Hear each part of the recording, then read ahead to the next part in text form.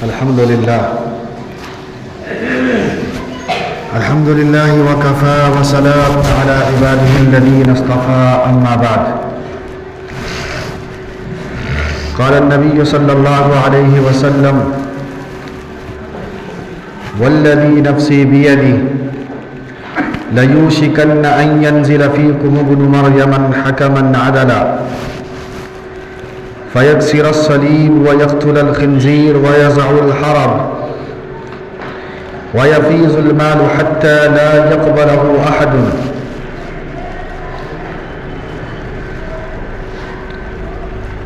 قال أبو هريرة: وقرأ إن شئتم وإن من أهل الكتاب إلا ليؤمنن به قبل موته أو كما قال عليه الصلاة والسلام. وقال الله تبارك وتعالى: ما كان محمد أبا أحد من رجالكم ولكن رسول الله وخاتم النبيين. صدق اللہ العظیم. سامعین مکرم، اللہ رب العالمین کا ایک دستور ہے کہ اس نے جب ہم سب کو اس دنیا اور کائنات کے اندر مبعوث فرمایا تو بہت ساری طاقتوں کو وجود بخشا. دنیا میں ہر چیز اپنے وجود کی بقا کی جنگ لڑ رہی ہے.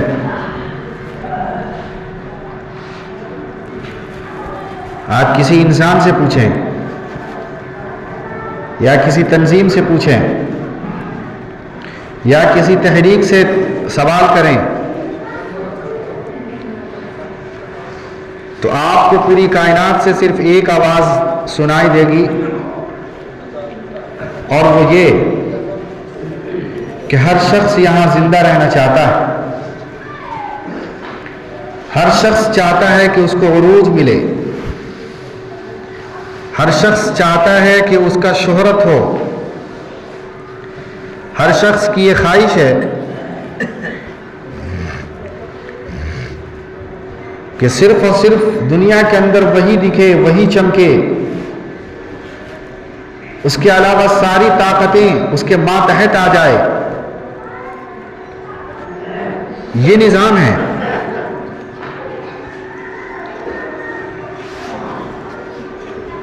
اللہ رب العالمین نے اس کائنات کو بڑے انوکھے انداز میں سجایا ہے.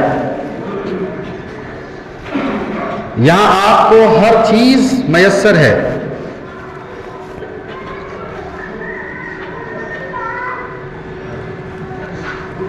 یہ ایسی کائنات ہے کہ اس کائنات میں ہم کو رحمان بھی ملتا ہے اور اسی کائنات میں ہم کو شیطان بھی ملتا ہے. رحمانی قوتیں اور شیطانی قوتیں ساتھ ساتھ چلا کرتی ہے، کیونکہ کائنات کے بننے سے قبل اللہ رب العالمین سے شیطان نے جو وعدے کیے ہیں وہ وعدہ ہی یہی تھا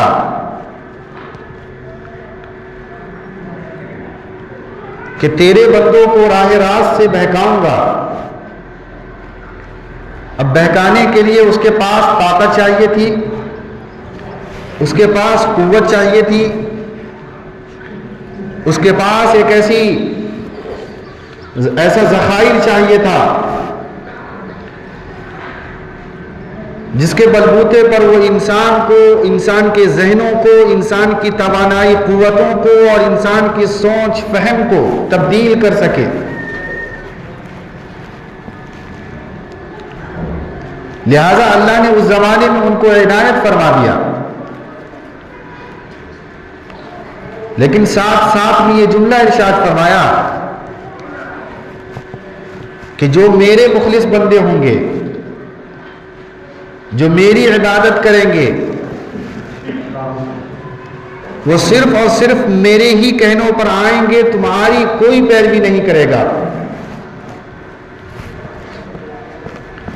پھر وہاں سے کائنات کو وجود ملا، دو قوتیں بن گئی، ایک قوت شیطان کی تھی جو شیطانیت کہہ کے پکاری جا رہی ہے، اور ایک رحمانی قوت ہے۔ جب ہم دنیا کا نظارہ دیکھتے ہیں تو یہ چیز ہمیں ہر قدم پر ملتی ہے۔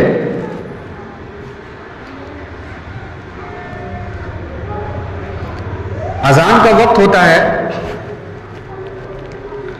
رحمانی قوت پکار رہی ہے آپ کو کہ چلیں اللہ کے بارگاہ کے اندر سجدہ ریز ہوں، لیکن شیطانی قوت کہتی ہے کہ ابھی 20 منٹ باقی ہے، چونکہ 20 یا 15 منٹ پہلے اذان دی جاتی ہے، تو اگر آرام سے جائیں گے پھر بھی پہنچ سکتے ہیں۔ تو دونوں مماثل ہے، برابر سرابر کام کر رہے ہیں۔ اسی لیے جب محمد رسول اللہ صلی اللہ علیہ وسلم کی اس کائنات کے اندر بعثت ہوئی اور قرآن کی چوٹیوں سے جب اسلام نمودار ہوا، کائنات کے ذرے ذرے پر جب یہ اپنی شعاعیں پھیلانے لگا اور قیصر و کسریٰ کے محلات جب فتح ہونے لگے، شام و ایران و عراق کے فصیلوں سے جب اسلام کی آوازیں بلند ہونے لگی، تو شیطان نے چاہا کہ اب میں بھی اپنا کارنامہ انجام دوں۔ لہذا اس زمانے میں شیطان اور شیطانیت کے نظام نے ایک ایسے شخص کو وجود دیا، ایک ایسے شخص کو پیدا کیا، ایک ایسے شخص کو ایسا نظریہ دے کر کے پیدا کیا اور آگے لوگوں کے قوم کے سامنے پیش کیا، جو نظریہ بعینہ محمد رسول اللہ صلی اللہ علیہ وسلم کا تھا، یعنی نبوت کا، کہ پیارے حبیب نے فرمایا کہ میں نبی ہوں، اللہ نے پیغمبر بنا کر کے بھیجا۔ تو شیطان کے چیلوں نے یعنی مسیلمہ ابن کذاب نے بھی کہا کہ میں نبی ہوں۔ اللہ کے نبی نے ارشاد فرمایا کہ میں پوری کائنات کے لیے نبی ہوں، میرے بعد جو ہے نبوت کا دروازہ نہیں چل سکتا، ختم ہو گیا ہے۔ اس شخص نے کہا کہ نہیں، آپ عرب کے نبی ہیں، میں عجم کا نبی ہوں۔ جب یہ بات پیارے حبیب صلی اللہ علیہ وسلم کو معلوم ہوئی تو آپ نے فرمایا کہ نہیں، یہ جو ختم نبوت کا معاملہ ہے، یعنی نبوت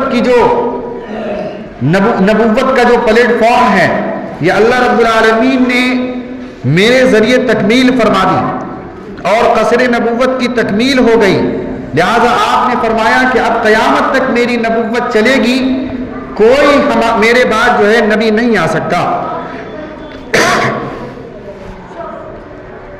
لیکن چونکہ شیطانی قوت ساتھ ساتھ چلتی ہے، اس نے بھی اپنے کارندے کھڑے کیے اور پوری دنیا کے اندر جو ہے گشت لگانے لگے کہ ایک اور نبی آ گیا، ایک اور نبی آ گیا۔ لاکھوں لوگ اس کے ہاتھ پر مرتد ہو گئے اس زمانے میں۔ نبی علیہ الصلوۃ والسلام کی جیسے رخصتی ہوئی، دنیا سے پردہ فرمائے، حضرت ابو بکر صدیق کی خلافت آتے ہی اس شخص کا قلعہ کما کیا گیا اور اس کے خلاف ایک معرکۃ العرا جنگ لڑی گئی، اور ایسی جنگ کے صحابہ کرام کی تقریباً 1400 صحابہ کرام اس کے اندر شہید ہوئے، 700 قاری قرآن شہید ہوئے، حاملین اور عامل قرآن شہید ہوئے، اور اس جھوٹے نبوت کا اور اس جھوٹے پیغام لے کر کے جو آیا تھا نبوت کا، اس کا پردہ چاک کیا گیا اور اس کو تخت دار تک کھینچا گیا۔ لیکن شیطان اور شیطانیت کو اس بات کی کوئی پرواہ نہیں ہے کہ معاملہ ہوتا کیا ہے۔ وہ گیا تو ایک اور اسود عنسی کو پیدا کیا، وہ گیا تو طلحہ کو پیدا کیا گیا، وہ گیا تو سجاد کو پیدا کیا گیا۔ ایک لمبی فہرست ہے کہ تمام جھوٹے مدعیان نبوت اس کائنات کے اندر آتے رہے، لوگوں کو گمراہ کرتے رہے، لیکن سب سے بڑا المیہ یہ ہے کہ یہ وہ ساری باتیں ہیں جو ہمارے ماضی کے اندر پیش آ گئی، جو صرف کتاب اور سرخیوں تک محدود رہا، ہم ان واقعات کو پڑھتے ہیں،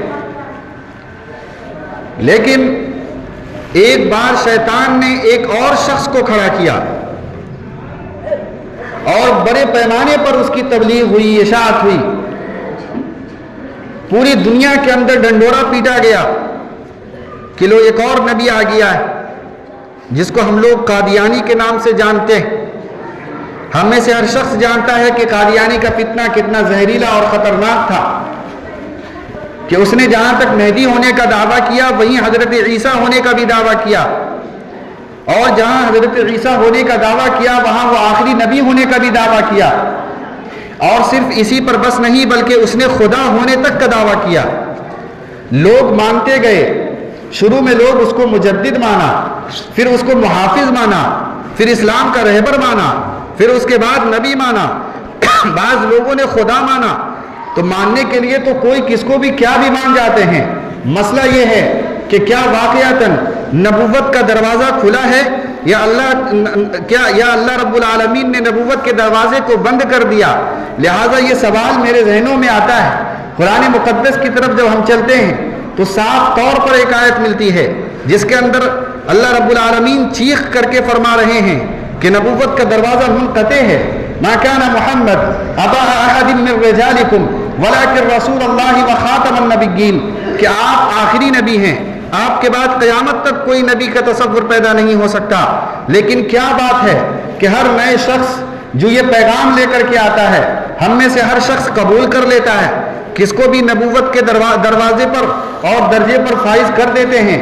اس کی ایک وجہ وہ یہ کہ ہمارے اور آپ کے اندر سے ایک تو ایمان کی حمیت ختم ہوئی اور دوسرے علم کا جنون ختم ہوا۔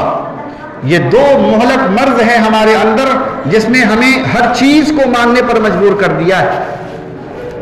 ایک تو ہم علم نہیں رکھتے، دوسرے ہمیں ایمان کو بنانے کی فکر نہیں ہے، اور یہی چیز امت کو ڈبو رہی ہے کہ نہ تو یہ علم سیکھتی ہے، یعنی نہ تو یہ علماء سے جڑتی ہے، اور نہ ہی ایمان کو بنانے کی فکر کرتی ہے۔ حالانکہ یہ دونوں چیزیں خدا تک پہنچنے کا ایک ذریعہ ہے۔ اگر ہمیں علم ہوگا تو ہم عمل بہتر طریقے سے کریں گے، جب ہمارے اعمال بہتر ہوں گے تو خدا نصیب ہوگا۔ تو یہ ایک سیڑھی ہے جو خدا تک لے کر کے جاتی ہے۔ اسی لیے علم کو نور کہا گیا ہے کہ جب لائٹ کی روشنی آتی ہے تو گم شدہ چیز ہمیں مل جاتی ہے، اور جب یہ لائٹ کو بند کر دو تو بڑی سے بڑی چیز جو ہمارے سامنے ہوگی ہم اسے بھی تلاش نہیں کر سکتے۔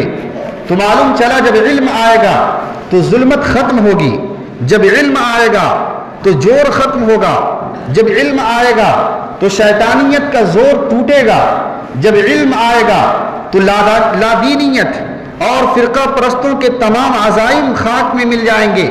اسی لیے علم کا سیکھنا جو فرض کے درجے میں بتایا گیا ہے، اور مزید یہ کہ اصلاح معاشرہ کے طور پر علم کا سیکھنا یہ ضروری اور اہم چیز مانی گئی۔ جب ہم علم سیکھتے ہیں تو ہم کو معلوم چلتا ہے کہ قرآن کی اس آیت کا ترجمہ کیا ہے۔ یہی علم ہی ہم کو بتاتا ہے کہ محمد الرسول اللہ صلی اللہ علیہ وسلم کے بعد نیا نبی کوئی پیدا ہو سکتا ہے یا نہیں ہو سکتا۔ جس کے پاس علم نہیں وہ ان چیزوں کو کیسے سمجھے گا؟ لہذا آج بے پڑھے لکھوں کی بڑی تعداد مرتد ہو رہی ہے۔ میں عرض کر رہا تھا فتنوں کے تعلق سے، ابھی ایک نیا فتنہ وجود میں آیا ہے جس کو ہم شکیل بن حنیف کے نام سے جانتے ہیں۔ میرے 3 دن کے آپ کے اس گاؤں کے سفر میں قریب قریب ہر شخص کے کان تک تو یہ بات پہنچا دی ہوگی کہ شکیل بن حنیف ہے کون۔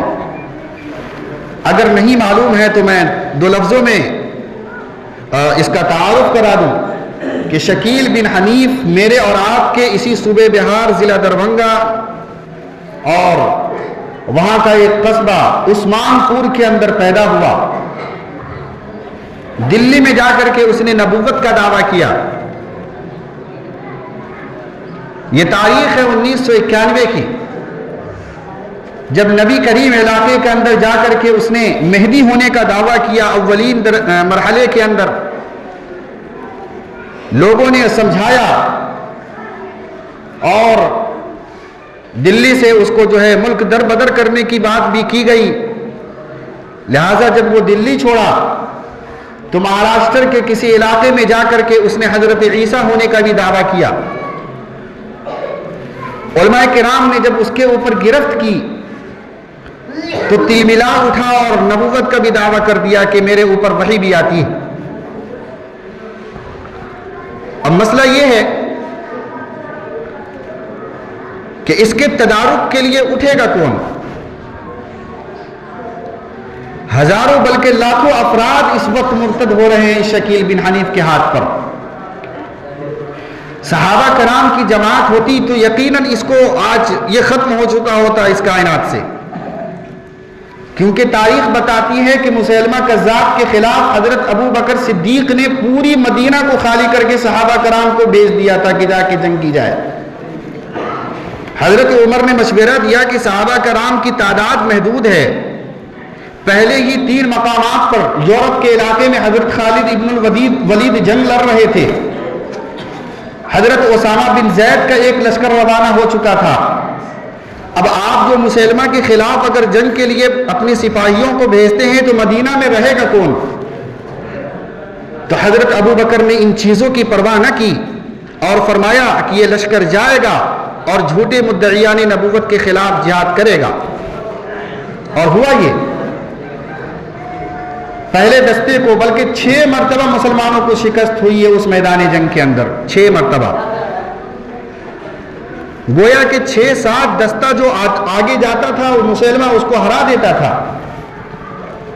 جب حضرت صدیق ابو بکر صدیق کے پاس یہ رپورٹ پہنچی کہ معاملہ تو بہت آگے نکل گیا ہے، اس کی تعداد بھی زیادہ ہے، تو حضرت ابو بکر صدیق نے خالد ابن الولید کو وہاں سے بلایا اور اس کے بعد ان کو جو ہے میدان جنگ کے اندر بھیجا اور کہا کہ اس کا صفایا کیے بغیر کوئی چارہ کار نہیں. اگر اسلامی حکومت قائم ہوتی تو یہ سر عام گھوم نہ رہا ہوتا. لیکن بدقسمتی سے کہ ہمارے پاس کچھ بھی نہیں ہے، نہ اسلامی حکومت ہے، نہ صدیقی دور ہے، نہ فاروقی روب و دبدبہ ہے، بلکہ ظلم ہی ظلم ہے. کائنات میں مسلمان سسک اور بلک رہا ہے. ایسے عالم کے اندر ایک جھوٹے مدعیان نبوت کو پیدا کیا جا رہا ہے اور اس کے ذریعے گمراہی کا دروازہ کھولا جا رہا ہے، اور ہم سب ہاتھ پہ ہاتھ دھرے بیٹھے. ہم میں سے کوئی شخص نہیں ہے کہ اس سے پوچھے کہ واقعتاً یہ تم پر وحی اتری کیسے.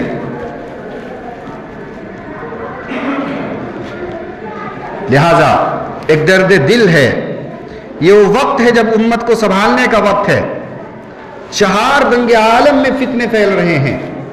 یہ شکیلیت یہ کوئی معمولی فتنہ نہیں رہا، یا یہ صرف انڈیا کا فتنہ نہیں، بلکہ آپ اپنے جید علماء کرام سے مشورہ کیجئے. سعودی عرب تک یہ پہنچ چکا ہے. دبئی اور قطر کے اندر اس کے فین فالوور بڑھتے ہوئے جا رہے ہیں. یہ عالمی فتنہ بنتا ہوا جا رہا ہے. اور حال یہ ہے کہ میرے اور آپ کے گھر کے اندر پیدا ہوا ہے بہار میں، اور ہم بڑے خاموشی کے ساتھ ان چیزوں کو دیکھ رہے ہیں اور خاموش بیٹھے ہیں. حالانکہ جب گھر کے اندر گندگی ہو تو سب سے پہلے ضروری ہوتا ہے کہ گھر کے فرد ہی جھاڑو لگا کر کے اس گندگی کو صاف کرتے ہیں. اور یہ کائنات کا اصول ہے کہ اگر میرا کپڑا گندا ہوگا تو میں ہی صاف کروں گا.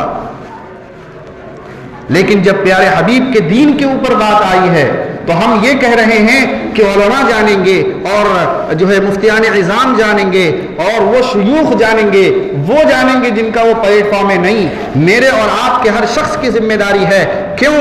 اس وجہ سے کہ محمد الرسول اللہ میرے بھی تھے، محمد الرسول اللہ آپ کے بھی ہیں، محمد الرسول اللہ پوری کائنات کے ہیں، کسی کا متفق کسی کا اختلافی معاملہ نہیں ہے، بلکہ وہ جتنے میرے نبی ہیں اتنے آپ کے نبی ہیں، کائنات کے ایک ایک فرد کے نبی ہیں۔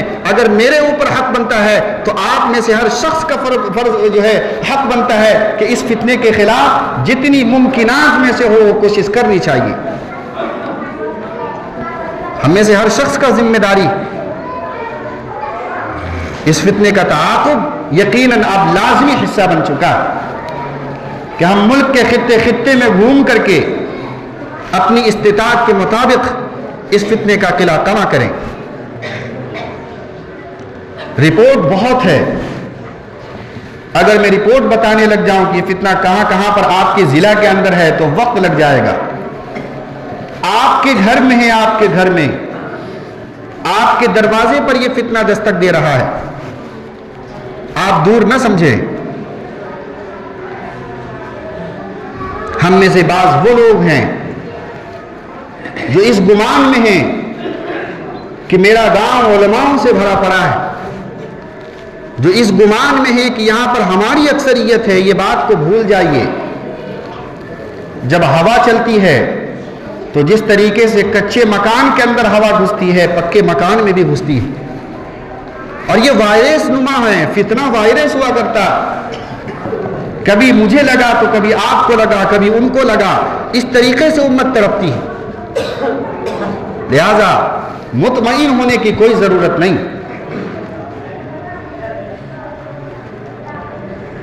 اس بات کو سمجھ لیجئے کہ اللہ رب العالمین کے احسانات اور صدقے طفیل میں اب وقت آ گیا ہے کہ اس فتنے کا بھی خاتمہ ہو۔ علماء جاگ گئے ہیں، عوام بیدار ہو چکی ہے، اور تنظیمیں تحریکیں ساری کی ساری جو ہے اپنے اپنے احاطے کے اندر کام کر رہی ہے، اور انشاءاللہ آپ دعا بھی فرمائیں کہ اس فتنے کا عنقریب اختتامی وقت ہے۔ آخری بات وہ یہ کہ اس فتنے کے تعلق سے 2 لائن کی محنت ہم میں سے ہر شخص کو کرنا چاہیے۔ نمبر 1، بنیادی باتیں جو ہیں، بنیادی باتیں حضرت مہدی کے تعلق سے خصوصاً اور حضرت عیسیٰ کے تعلق سے علیہ الصلاۃ والسلام کے تعلق سے یہ ایڈوانس باتیں ہیں، لیکن بنیادی جو ہے جس کو بیسک چیز کہتے ہیں، حضرت مہدی کے تعلق سے ہمیں 5 علامتیں یاد کر لینی چاہیے۔ ہم میں سے ہر شخص کو 5 انگلیوں پر 5 عقیدے کہہ لیں، یا یہ کہ اس کو مسائل کہہ لیں، یا ہماری معلومات کہہ لیں، یا یہ کہ مہدی کو پہچاننے کا طریقہ کہہ لیں، یہ ہم میں سے ہر بچہ، ہر جوان مرد، ہر میں سے جو ہے ہماری ماں بہنیں، بلکہ ہر شخص اس کو یاد کر لے، اپنے ذہن و دماغ کے اندر جو ہے بیٹھا لے، تاکہ ہم میں سے ہر شخص اس کا فتنہ قلع کما کرنے کے لیے اپنے اپنے مرکز میں قائم ہو سکے۔ نمبر 1، نبی علیہ الصلوۃ والسلام کی پیاری حدیث ہے، سیاہ ستہ کی حدیث ہے۔ آپ نے فرمایا ہے کہ مہدی علیہ الصلوۃ والسلام کا نام دیکھنا ہے، ان کا نام محمد ہوگا، محمد یواتی اسمہ اسمی، ان کا نام میرے نام پر ہوگا۔ ہم میں سے بتائیں کہ اللہ کے نبی کا نام محمد نہیں تھا؟ تو معلوم چلا کہ اللہ کے نبی علیہ الصلوۃ والسلام جب محمد تھے اور فی نفسہ ہی محمد تھے، ان کے ساتھ اور کوئی نام نہیں تھا جو صفاتی نام ہے، یعنی محمد ہی اصل نام ہے۔ بعض مرتبہ ہم میں سے ہوتے ہیں محمد سلطان، محمد خالد، محمد سہیل نام ہوتا ہے، لیکن نہیں، محمد یہ ہے حضرت رسول اللہ صلی اللہ علیہ وسلم کا نام، جو آپ کی والدہ نے رکھا ہے، تو یہ نام حضرت مہدی کا بھی ہوگا۔ آپ نے فرمایا کہ میرے والد کے نام کی جو ہے مناسبت سے حضرت مہدی کے والد کا نام ہوگا۔ اب پیارے حبیب کے والد کا نام ہم میں سے ہر شخص جانتا ہے کہ عبداللہ تھے، تو حضرت مہدی کے والد کا نام بھی عبداللہ ہی ہوگا۔ تو 2 علامتیں آ گئی۔ نمبر 1، حضرت مہدی کا نام محمد۔ نمبر 2، حضرت مہدی کے والد کا نام عبداللہ۔ نمبر 3، آپ نے فرمایا ہے کہ حضرت مہدی کی پیدائش مدینہ المنورہ کے اندر ہوگی۔ اور مدینۃ المنورہ میں، اور اب جانتے ہیں دنیا میں 5 جگہ ہے یا ایک جگہ ہے؟ یقیناً ایک جگہ ہے، پوری کائنات کے اندر مدینۃ المنورہ نامی کوئی جگہ نہیں. یہ سعودی عرب کا حصہ ہے اور مدینہ ہے سعودی کے اندر واقع، لہٰذا مدینہ کے اندر ان کی پیدائش ہوگی. اور ظہور جو دنیا ان کو جان پائے گی، جو سب سے پہلے پہچان پائے گی، وہ مقام جو ہوگا وہ مکہ المکرمہ ہے. یہ احادیث کے الفاظ ہے. لہٰذا معلوم چلا کہ پیدائش مدینۃ المنورہ، اور ان کا جو ظہور ہوگا، جو لوگ پہچانیں گے وہ مکہ المکرمہ کے اندر پہچانیں گے. تو یہ 4 علامتیں ہو گئی. نمبر 1 نام محمد، نمبر 2 والد کا نام عبداللہ، نمبر 3 پیدائش کا مقام مدینۃ المنورہ، نمبر 4 ظہور مکہ المکرمہ، اور نمبر 5 یاد رکھیے کہ حضرت مہدی اپنے پیدائش نہیں بلکہ ظہور کے بعد جو مکہ میں پہچانے جائیں گے، ان کے بعد اگر احادیث کا پورا نچوڑ رکھا جائے تو 9 سال تک زندہ رہیں گے دنیا کے اندر اور بس. بعض روایتوں میں 7 سال آیا ہے، بعض روایتوں میں 8 اور بعض میں 9 والی روایت کو پکڑ کے لے کے چلیں تو معلوم چلتا ہے کہ 9 سال کی عمر میں انتقال فرما جائیں گے. ظہور کا مقام یعنی عمر ہوگی وہ 40 سال ہوگی، اس کے بعد 9 سال تو 49 سال تک دنیا کے اندر زندہ رہیں گے. اب اس شکیل بن حنیف کو آپ دیکھ لو، اس 5 علامتوں کے اندر ایک علامت اس شخص مردود کے اندر نہیں پائی جاتی.